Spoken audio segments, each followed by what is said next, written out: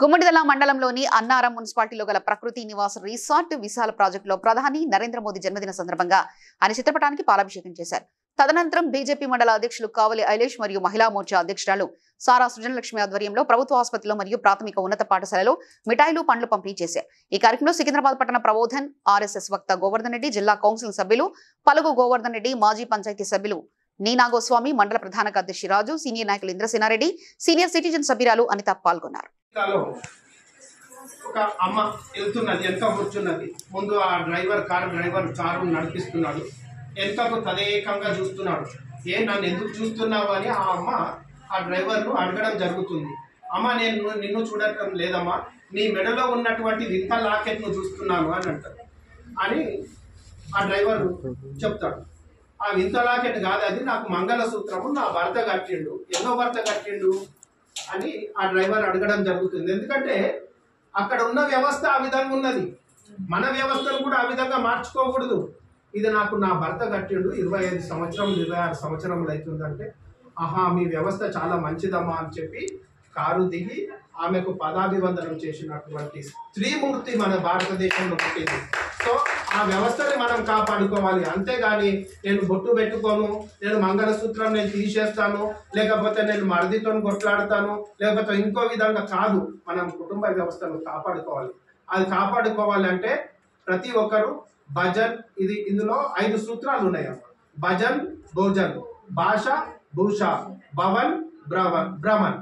భజన్, భోజన్, భాష, భూష, భ్రమన్, భవన్. భజన్ అంటే మనము వారానికి ఒకసారి ఏదైనా ఒక భజన వంటి ప్రతి వ్యక్తులు టెంపుల్కి వెళ్తాం. ఏ విధంగా పోతున్నాం మనం గుడికి? ఏదో డ్రెస్సులు వేసుకొని పోతున్నాం. ఆ వ్యవస్థ మనది కాదమ్మా. మనం కుటుంబ వ్యవస్థను మర్చిపోతున్నాం. మంచిగా కట్టు బొట్టు యాస భాష తీరు రీతి అన్ని ఒక తీరుగా ఉండి మనం గుడికి వెళ్ళాలి. మన కుటుంబ సభ్యులతో సహా వెళ్ళాలి. మనం దేవుని గుడి దగ్గరికి పోతున్నాం అని అంటే మన సంప్రదాయ బద్ధకంగా, మన సంప్రదాయ రీతిగా మనం గుడికి పోయి పూజలు చేయాలి. భజన్, భోజన్, భాష, భూష. ఇంకొకటి భవన్. మనం కొందరు ఇళ్ళలోకి వెళ్తాం, ముస్లిమ్స్ ఉంటారు. అక్కడ ఏముంటుంది? పోగానే ఒక ఖురాన్ కనిపిస్తుంది, అవునా?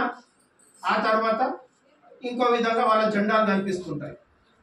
అదే మనం ఒక క్రిస్టియన్ వాళ్ళ ఇంటికి వెళ్ళాం అనుకోండి, అక్కడ ఏం కనిపిస్తుంది? బైబిల్ కనిపిస్తుంది. మరి మన ఈ కుటుంబంలోకి, మన ఇంట్లోకి వచ్చిన తర్వాత మన దగ్గర ఏం కనిపిస్తుంది?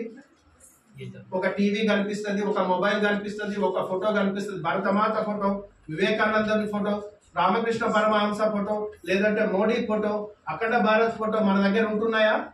ఉండట్లేదు. ఒక భగవద్గీత ఉంటుందా? ఉండట్లేదు. విమర్శిస్తున్నాం. విమర్శించడంలో మనకు నేర్పరితనం చాలా ఉంది. అంతేగాని భగవద్గీతలో మొట్టమొదటి శ్లోకం ఎవరికన్నా వస్తుందా? ప్రతి సంవత్సరము భ్రమణం చేస్తుండాలి. భ్రమణం అంటే గుడిల వైపు పోతుండాలి. మనం ఇంకో 10 మందిని గుడిలకు తీసుకెళ్ళాలి. మన చేతనైనంత. ఎంతసేపు మనం డబ్బు కూడా కట్టుకొని రేపు ఇంకొకటి కాదు. ఈ వ్యవస్థ ఇట్లానే దిగజారితే మన కుటుంబ వ్యవస్థను మనం నిర్వీర్యం చేసుకున్న వాళ్ళం అవుతాం. అయితే మనం భ్రమణం చేయాలి. భ్రమణం చేస్తున్నప్పుడు కూడా మనకు తోచినంత విధంగా ఎదుటి వారికి దాన ధర్మాలు చేయాలి.